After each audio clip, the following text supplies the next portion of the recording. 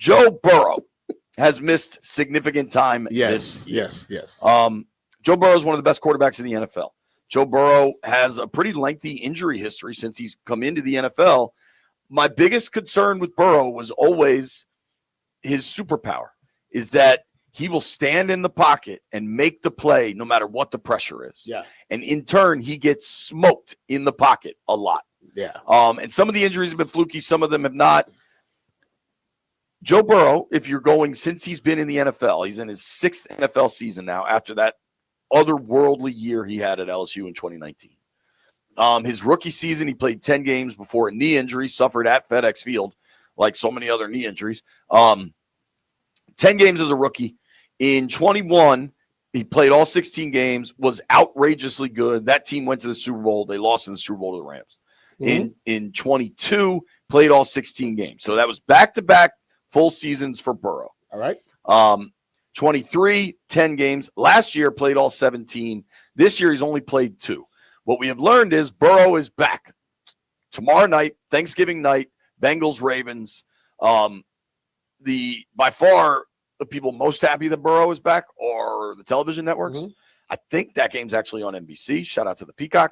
Burrow is back. And Cincinnati, however, has a bad record. They're a bad team. Their defense sucks. Yeah. The Bengals are 3-8, I believe. I'm going to confirm that. Yeah, the Bengals are 3-8.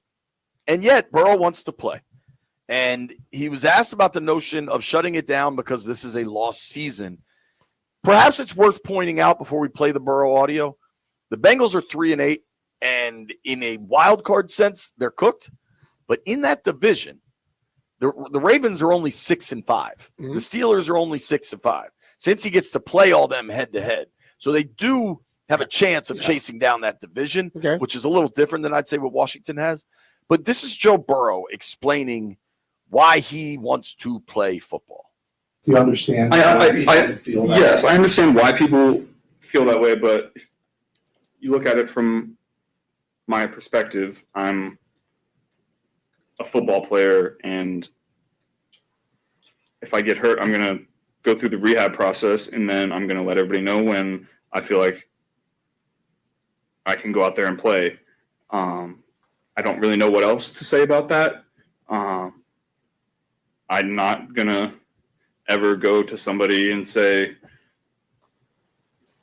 yeah, I'm healthy, but I don't think I should go out there and play. That doesn't make a lot of sense to me. I'm not going to live my life and play this game scared of something happening. Like, yeah, something's going to happen. It's football. Guys are going to get hurt. Guys are going to get concussions. You're going to break bones, tear ligaments. It's a physical, intense game. That's part of this.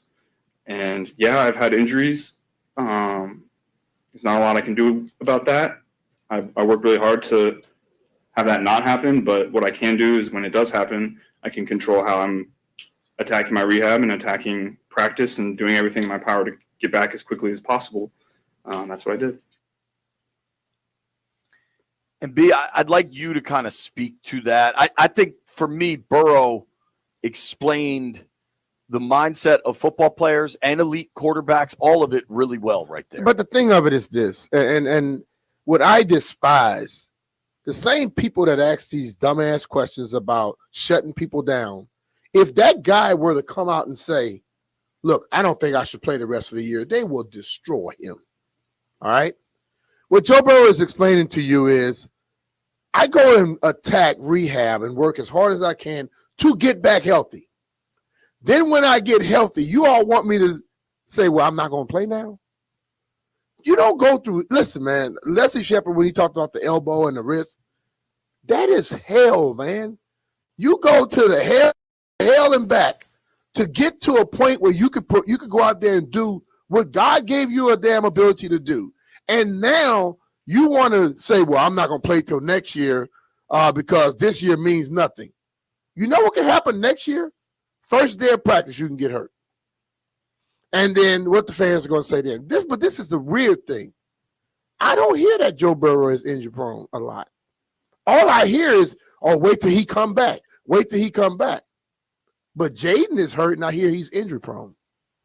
So is it just because he's closer to what RG3 was? Because Joe Burrow has been injured more than most of the star quarterbacks in the league. Well, my thought with Burrow specifically is he's an incredibly accurate passer. He's an incredibly accurate deep passer. He's truly, truly gifted. He may have, and there are other players you can argue, right? And we don't want to get crazy because college football's so different. It's arguable he had the greatest college football season by a quarterback ever.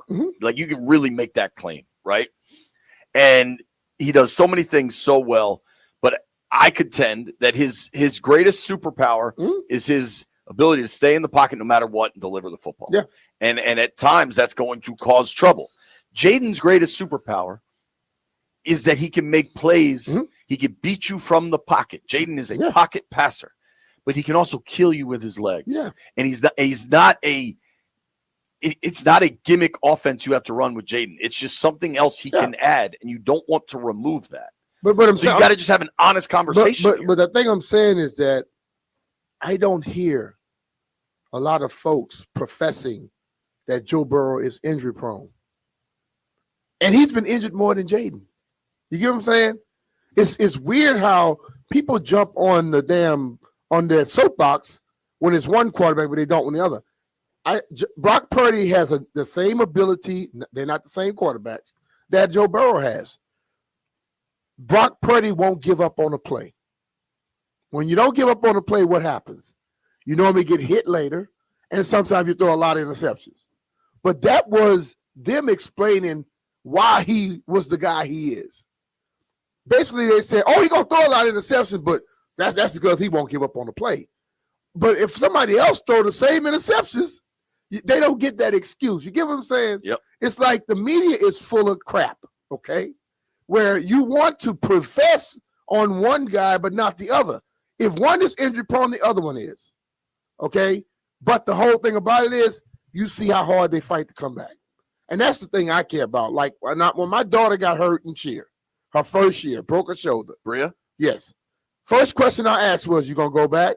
She said, as soon as I'm healthy. Put a big smile on my face. You know why? Because that's the mindset you have to be exceptional at any sport, being an athlete. Most people that go around talking about shut them down ain't no real damn athletes. They never done anything competitive in their lives. Go through rehab one time and get to the other side and see if your mindset going to say, I went through all that so I could just sit down and do nothing. You want to get back and prove you can do it. I mean, what's the old saying? You fall off the horse, you get right back on. Hell yeah. Like, I thought Burrow really explained that well. He nailed it. And that's coming from a dude. There's this argument with Jayden that he needs the development, which I'm not sure I agree with, but people are like, he needs the reps, blah, blah, blah.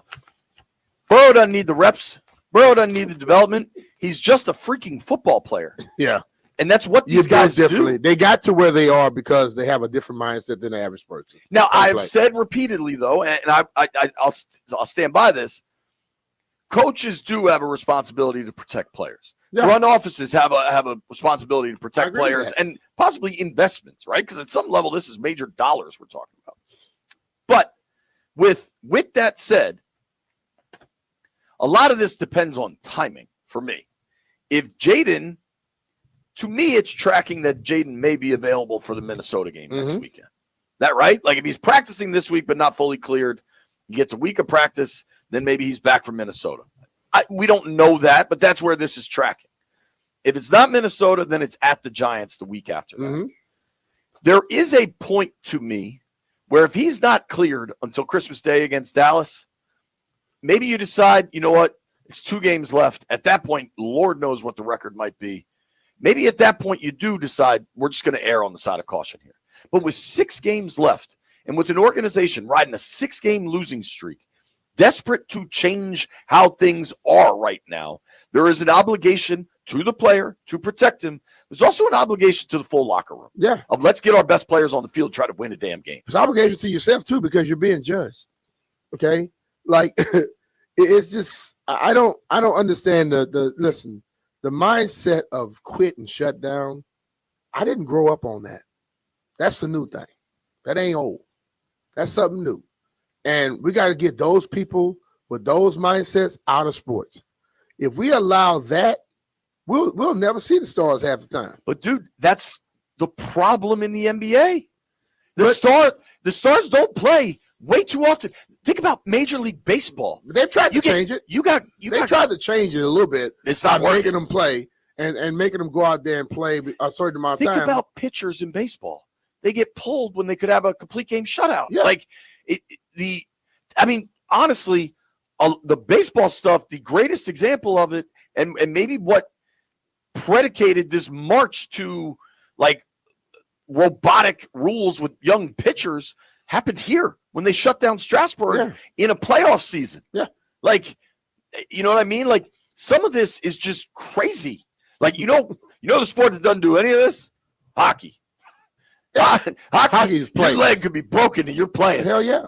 And football, I think fans need to understand football is way closer to hockey than it is to the NBA or Major League Baseball. And that's how it has to be, man. There's 70 dudes in that locker room. And it's barbaric. 55 of them don't have guaranteed money for 2 weeks. You know what I mean? Yeah. Like, just be real with this. Mm-hmm. And let's like the avocado toast participation trophy nonsense is not the pro football world. And I really liked how Burrow explained that, and hopefully others did.